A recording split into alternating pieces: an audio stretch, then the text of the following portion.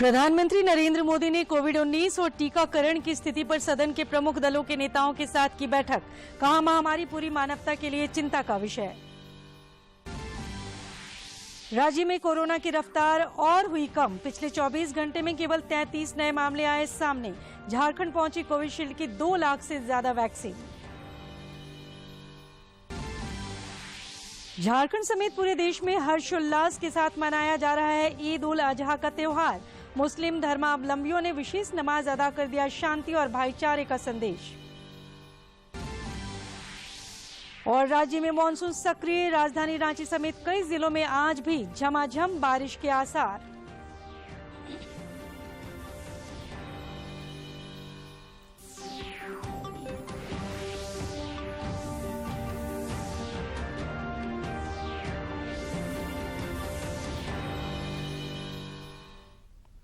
नमस्कार, खबरें झारखंड में आपका स्वागत है। मैं हूं सरोज झा।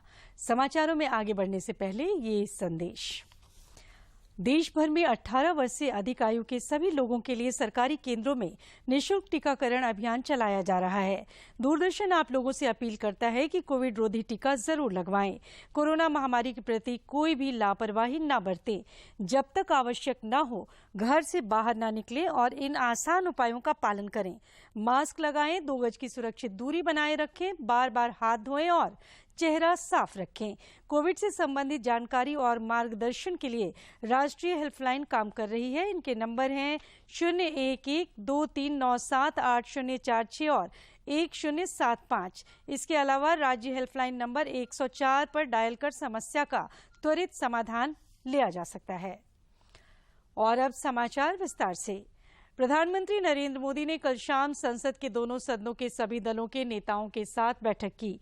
बैठक का उद्देश्य सांसदों को भारत में कोविड की स्थिति और इससे निपटने के लिए सार्वजनिक स्वास्थ्य सुविधा प्रबंधों से अवगत कराना था। प्रधानमंत्री नरेंद्र मोदी ने कोविड-19 और टीकाकरण की स्थिति पर सदन के प्रमुख दलों के नेताओं के साथ बैठक की। बैठक का उद्देश्य सांसदों को भारत में कोविड स्थिति और इससे निपटने के लिए सार्वजनिक स्वास्थ्य सुविधा प्रबंधों से अवगत कराना था। पीएम ने बैठक में भाग लेने और सुझाव देने के लिए सभी नेताओं को धन्यवाद दिया और कहा कि देश के विभिन्न हिस्सों से आने वाले सुझाव से नीति को डिजाइन में काफी मदद करते हैं। पीएम ने कहा कि महामारी राजनीति का विषय नहीं होना चाहिए और पूरी मानवता के लिए चिंता का विषय होना चाहिए। उन्होंने कहा कि मानव जाति ने पिछले 100 वर्षों में ऐसी महामारी नहीं देखी है। पीएम ने जेलों के साथ साथ देश भर के हर जिले में एक ऑक्सीजन प्लांट सुनिश्चित करने के लिए किए जा रहे प्रयासों के बारे में भी बताया। पीएम ने नेताओं को भारत के टीकाकरण कार्यक्रम की बढ़ती गति के बारे में बताया और बताया कि कैसे पहली 10 करोड़ खुराक में लगभग 85 दिन लगे, जबकि अंतिम 10 करोड़ खुराक में 24 दिन लगे। पीएम ने लोगों को कोई असुविधा न हो, ये सुनिश्चित करने के लिए केंद्र सरकार द्वारा इंगित अग्रिम उपलब्धता के आधार पर जिला स्तर पर टीकाकरण अभियान की उचित योजना बनाने की आवश्यकता पर बल दिया। पीएम ने कहा कि ये चिंता का विषय है कि काफी संख्या में हेल्थ केयर वर्कर्स और फ्रंटलाइन वर्कर्स को अभियान शुरू होने के 6 महीने बाद भी वैक्सीन मिलना बाकी है और कहा कि राज्यों को इसके प्रति अधिक सक्रिय होने की जरूरत है। पीएम ने विभिन्न देशों की स्थिति को देखते हुए सतर्क रहने की आवश्यकता पर जोर दिया।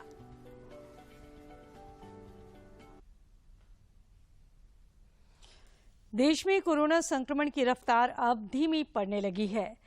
केंद्रीय स्वास्थ्य मंत्रालय के मुताबिक पिछले 24 घंटे के दौरान कोविड-19 के 42,015 नए मामले सामने आए हैं। चौथे चरण का राष्ट्रीय सीरो सर्वेक्षण 70 जिलों में जून जुलाई में कराया गया था। ये सर्वेक्षण 28,000 से अधिक लोगों के अलावा 7,000 से अधिक स्वास्थ्य कर्मियों पर किया गया। उन्होंने बताया कि ये सीरो सर्वेक्षण पिछले 3 चरण के सर्वेक्षण से कुछ अलग था। चौथे चरण के इस सर्वेक्षण में 6 से 17 वर्ष के बच्चों को शामिल किया गया।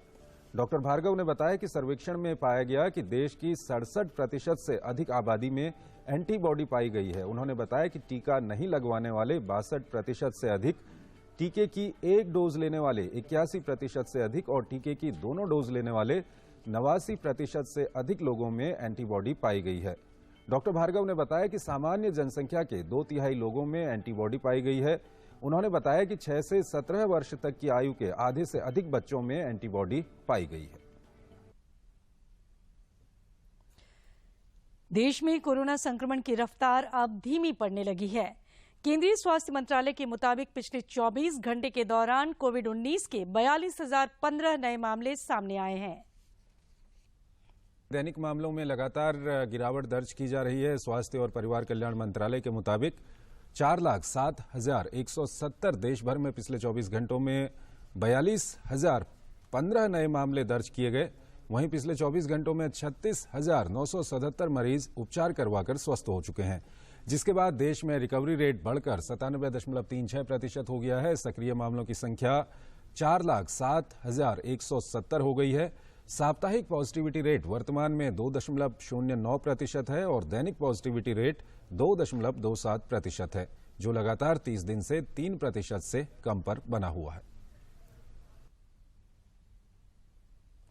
इधर झारखंड में पिछले 24 घंटे के दौरान 33 नए मामले सामने आए हैं, जबकि इस अवधि में 49 संक्रमितों ने महामारी को मात दी है। इसके साथ ही राज्य में स्वस्थ होने वालों की संख्या 3,41,336 हो गई है। राज्य में अब तक कुल 3,46,778 संक्रमितों की पहचान हुई है। इनमें से 320 संक्रमितों का ही इलाज अब चल रहा है। इस बीच सरकार ने अब प्रत्येक दिन कम से कम 64,000 सैंपलों की जांच करने का लक्ष्य रखा है। अब तक हर दिन 50,000 सैंपलों की ही जांच हो रही थी। रांची जिले के विभिन्न अस्पतालों में पीएसए प्लांट की स्थापना को लेकर उप विकास आयुक्त विशाल सागर ने एक बैठक की। इस दौरान उन्होंने सभी क्रियान्वयन एजेंसी को आवश्यक दिशा निर्देश दिए। उन्होंने विद्युत विभाग के अधिकारियों को भी डीजी सेट की उचित क्षमता का आकलन करने का निर्देश दिया।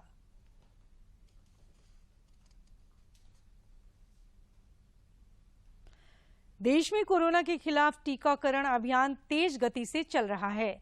अब तक 41,54,00,000 से अधिक लोगों को कोविड के टीके लगाए जा चुके हैं। देश में राष्ट्रव्यापी टीकाकरण अभियान के तहत देश में 41,54,00,000 से अधिक कोविड टीके लगाए गए हैं। कोरोना के खिलाफ टीकाकरण अभियान में भारत तेजी से आगे बढ़ रहा है। वहीं पिछले 24 घंटे में 34,25,000 से अधिक कोविड के टीके लगाए गए।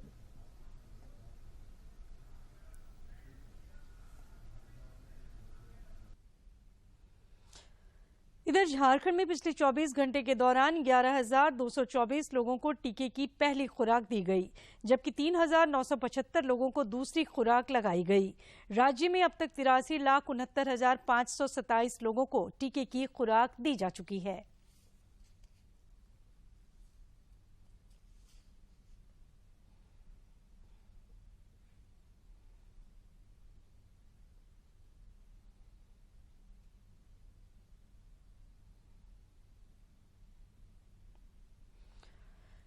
झारखंड को कल केंद्र सरकार की ओर से कोविशील्ड के 2,13,000 टीके की खेप उपलब्ध कराई गई है। इसके साथ ही एक बार फिर राज्य में टीकाकरण अभियान में तेज ही आने की उम्मीद है। आज से सभी केंद्रों पर वैक्सीन लगाए जा रहे हैं। टीकाकरण केंद्रों पर टीका लेने वालों की भीड़ देखी जा रही है।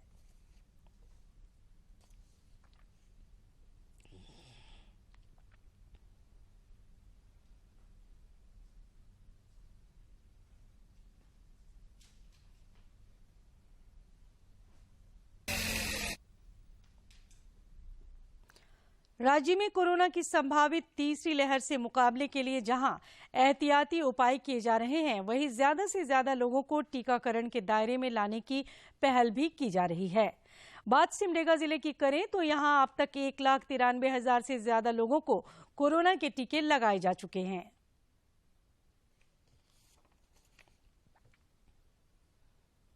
सिमडेगा जिले में वैक्सीनेशन को लेकर लोगों का रुझान लगातार बढ़ रहा है। टीकाकरण को लेकर फैली अफवाहें और भ्रांतियां अब लोगों के मन से दूर हो गई हैं। यही वजह है कि टीकाकरण केंद्रों पर हर दिन लोगों की भारी भीड़ उमड़ रही है। मैंने कोरोना का पहला डोज लिया था, आज सेकेंड डोज लिया है। कोरोना वैक्सीन लेने से कोई तरह का साइड इफेक्ट नहीं है। कोवैक्सीन का टीका मैं सेकेंड डोज ले लिया हूँ और बिल्कुल स्वस्थ महसूस कर रहा हूँ। कोरोना का पहला वैक्सीन मैंने लिया हूँ, मैं स्वस्थ हूँ। इसलिए पूरा जागरूक करिए कि पूरा आदमी आकर वैक्सीन लीजिए कोरोना से लड़िए, ये आपका सुरक्षित। लोग न केवल खुद कोरोना के टीके लगवा रहे हैं, बल्कि अन्य लोगों को भी इसके लिए प्रेरित कर रहे हैं।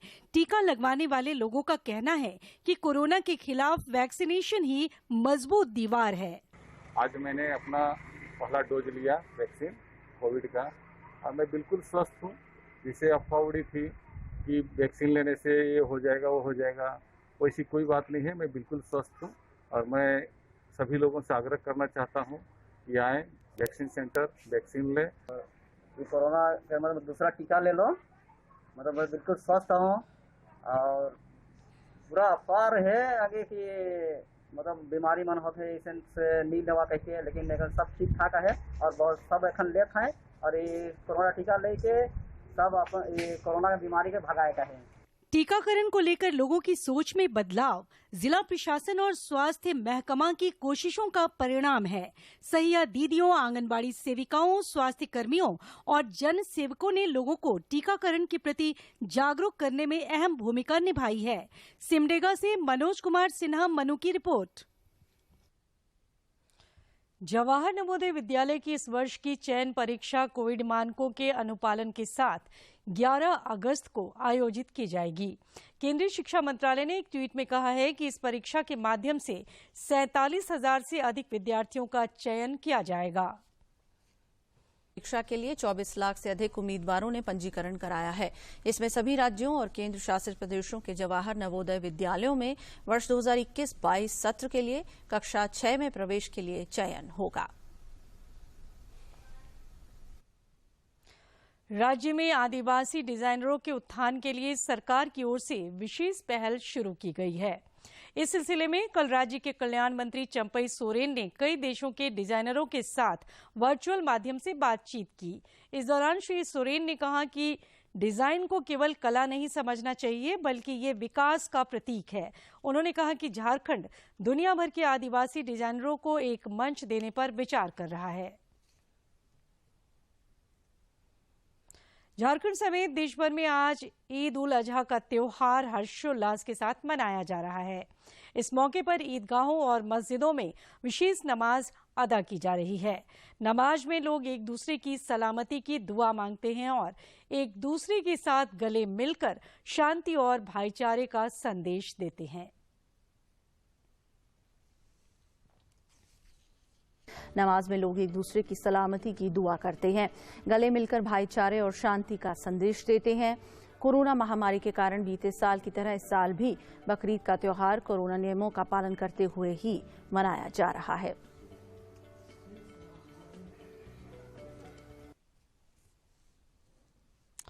राष्ट्रपति रामनाथ कोविंद ने ईद उल अजहा के अवसर पर लोगों को शुभकामनाएं दी हैं। राष्ट्रपति ने अपने ट्वीट संदेश में कहा कि ये त्योहार समाज में एकता और भाईचारे का संदेश देता है। कि सभी देशवासियों को ईद मुबारक। ईद उस जुहा प्रेम, त्याग और बलिदान की भावना के प्रति आदर व्यक्त करने और समावेशी समाज में एकता और भाईचारे के लिए मिलकर कार्य करने का त्योहार है। आइए हम कोविड-19 से बचाव के उपाय अपनाते हुए समाज के हर वर्ग की खुशहाली के लिए काम करने का संकल्प लें।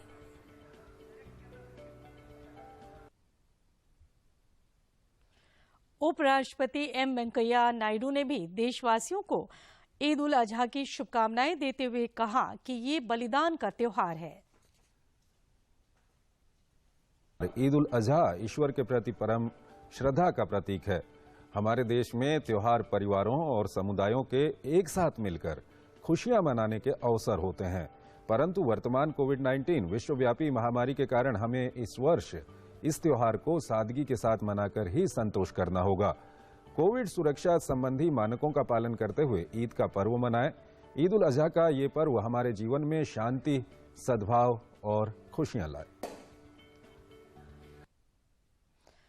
प्रधानमंत्री नरेंद्र मोदी ने ईद उल अजहा को ईश्वर के प्रति सर्वोच्च समर्पण का प्रतीक बताया है। उन्होंने भी देशवासियों को इस त्योहार की बधाई दी है। ये दिन सामूहिक सहानुभूति, सद्भाव और अच्छाई की सेवा में समावेशी की भावना को आगे बढ़ाए।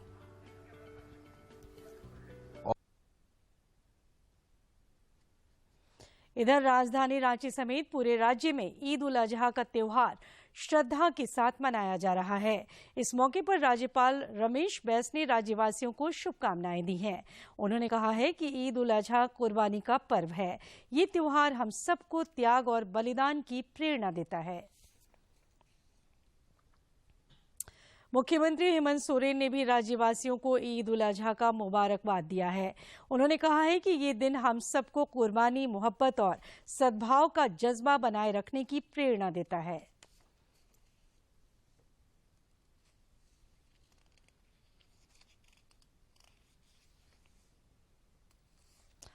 समाचारों का सिलसिला जारी रहेगा, लेकिन उससे पहले ये छोटा सा विराम।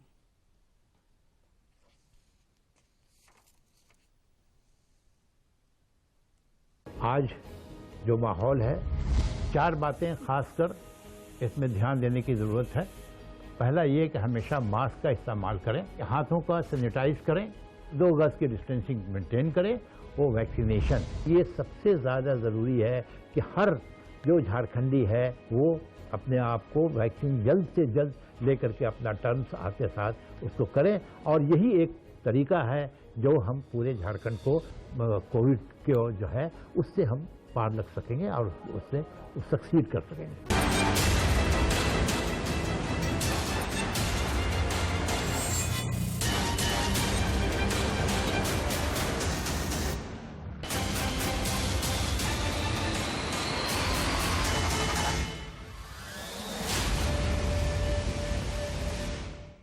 कोरोना पूरा देश दुनिया में चलल है, इकर से बाचे के चाहिए। सरकार जे 2 टीका निकलाए है, वो टीका का नाम है कोवैक्सीन और कोविशील्ड। ये दोनों टीका तो लेके चाहिए, संगे संगे मास्क पहने के चाहिए और 2 गज कर दूरी बनाए के रहे के चाहिए और घर से बाहरे बेकाम कर वगैरह नहीं जाए के चाहिए। यही हमार रोनी से निवेदन है। विराम के बाद खबरें झारखंड में आपका फिर से स्वागत है। राज्य में वर्षा जल के संरक्षण के लिए नीलांबर पीतांबर जल समृद्धि योजना अब धरातल पर नजर आने लगा है। इस योजना के तहत राज्य के कई गांवों की पहाड़ियों और उसके आसपास की भूमि पर लूज बोल्डर चेक डैम बनाए गए हैं। इसके जरिए वर्षा जल की गति को धीमी कर उसे जमीन के अंदर पहुंचाया जा रहा है। लगभग 4000 पंचायतों में इस योजना का प्रभावी क्रियान्वयन हो रहा है।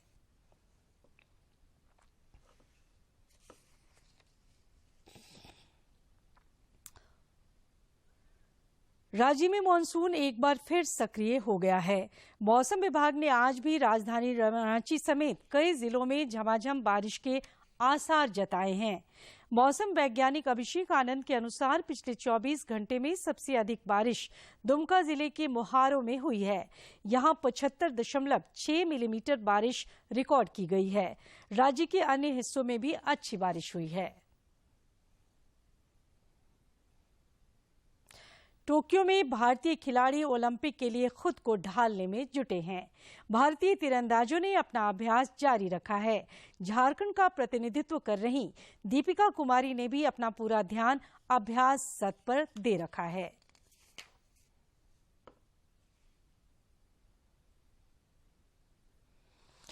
टोक्यो ओलंपिक में तलवारबाजी एक ऐसी स्पर्धा है जिसमें भारत पहली बार हिस्सा लेने जा रहा है।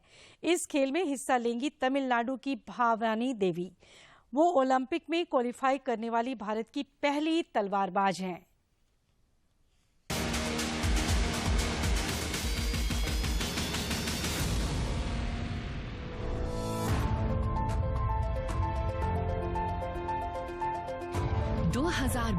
Junior Commonwealth championship medallist, 2014 Asian championship medallist, 2018 senior Commonwealth fencing champion. भारतीय फेंसिंग को पहली बार ओलंपिक्स में पहुंचाने वाली एक खिलाड़ी दुनिया के किसी कोने में हाथ में तिरंगा लेकर के दौड़ता है, सारे हिंदुस्तान में ऊर्जा भर देता है। प्रधानमंत्री जी के इसी आह्वान से प्रेरित होकर अपनी हर कोशिश में पूरी तन्मयता से जुड़ी हैं भारतीय सेबर फेंसर भवानी देवी। चेन्नई के मध्यम वर्गीय परिवार के 5 बच्चों में सबसे छोटी भवानी ने 11 साल की उम्र में बांस की डंडियों के साथ तलवारबाजी सीखनी शुरू की और इस खेल के शिखर तक पहुंच गईं। At the beginning, it was difficult for me to buy a complete fencing equipments. That's why we used to train with the bamboo sticks during our practice at Nehru Stadium, and we used to proper equipments only for the competition so that we can save money and use the equipments for longer period. लेकिन अपनी तमाम achievements के बावजूद भवानी 2016 के Rio Olympics में qualify नहीं कर पाई। अपनी हार को पीछे छोड़ते हुए भवानी ने जल्द ही एक नए जोश के साथ मैदान में जबरदस्त वापसी की और एशिया ओशियानिक जोन में ऑफिशियल रैंकिंग्स के आधार पर टोक्यो ओलंपिक्स में पहली बार फेंसिंग में भारत की भागीदारी सुनिश्चित की। The government of India support has played a very important role in my career, especially the recent support from TOPS and SAI helped me to perform better in the tournaments and help in right time helped me to qualify for Tokyo Olympics. I always want to make my country proud and do my best efforts to make India proud always. अपने कौशल और अभूतपूर्व उपलब्धियों के बल पर भारत को Olympic.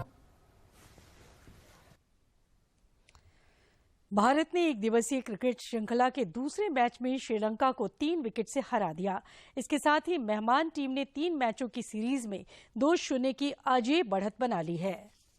करने उतरी भारतीय टीम एक समय 197 रन पर 7 विकेट गंवाकर संघर्ष करती दिखाई दे रही थी।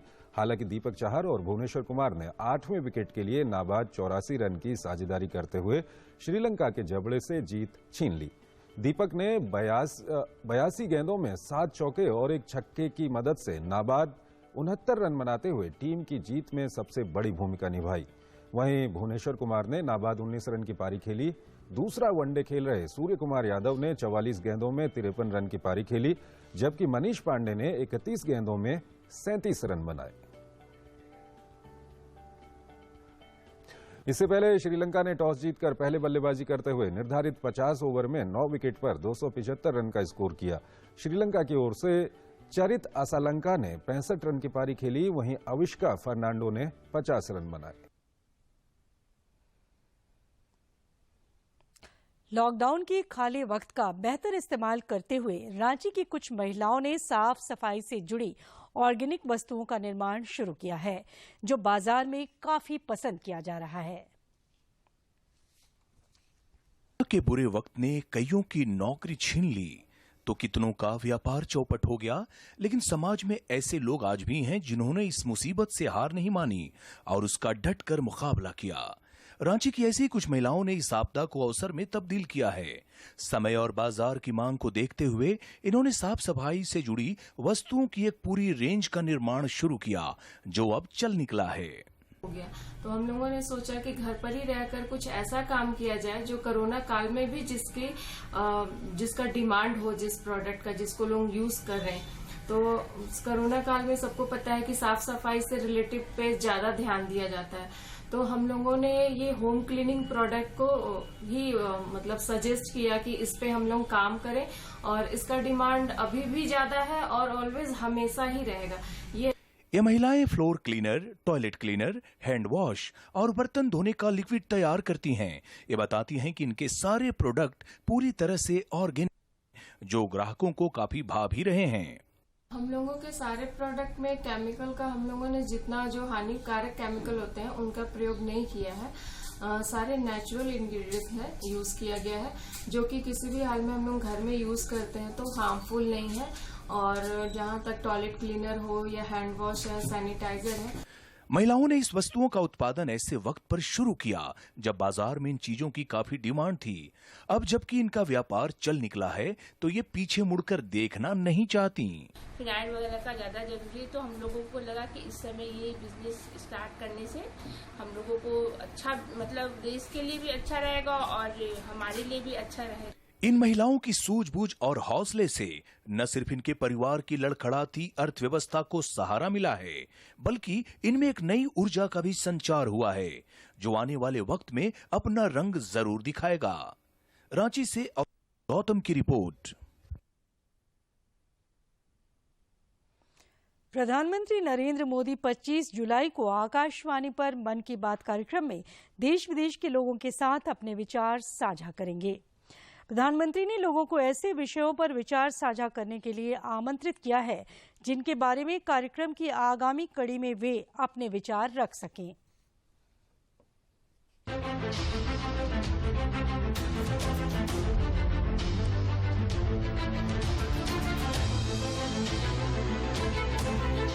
मन की बात। माननीय प्रधानमंत्री श्री नरेंद्र मोदी भारत की जनता से साझा करेंगे अपने मन की बात।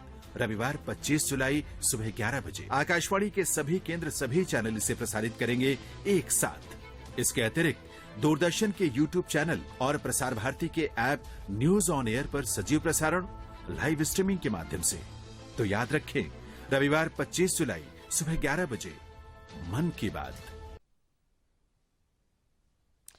और अब देखते हैं आनंद बख्शी का ये सदाबहार गीत। तेरा घर न हो बालमा, उस गली से हमें तो गुजरना नहीं, जो डगर तेरे द्वारे पे जाती न हो, उस डगर पे हमें पाँव रखना नहीं। दिल मिल रहे हैं मगर चुपके चुपके सबको हो रही है, हाँ सबको हो रही है खबर चुप। दूरदर्शन झारखंड पर पल पल की खबरों से जुड़े रहने के लिए आप हमारे social media platform Twitter, Facebook और यूट्यूब से जुड़ सकते हैं, क्योंकि खबरों से जितना बाखबर रहना जरूरी है उससे ज्यादा जरूरी है सटीक, संतुलित और निष्पक्ष समाचार। हमारा ट्विटर हैंडल और फेसबुक पेज है डीडी न्यूज झारखंड। आप हमें YouTube channel Jharkhand DD news पर भी देख और सुन सकते हैं। और आखिर में इस बुलेटिन के मुख्य समाचार एक बार फिर।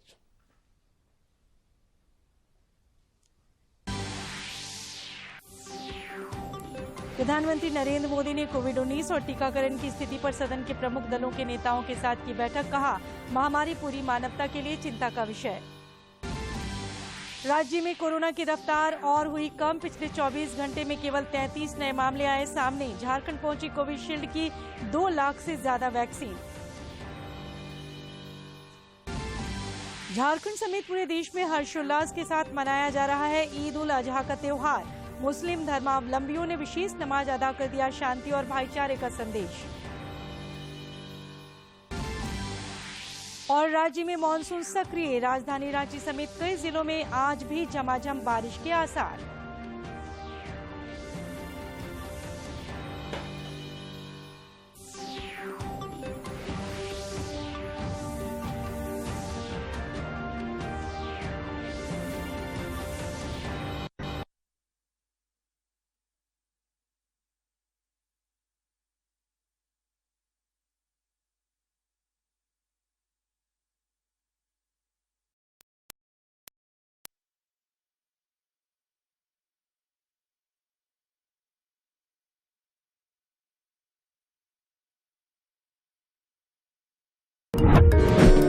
प्यारे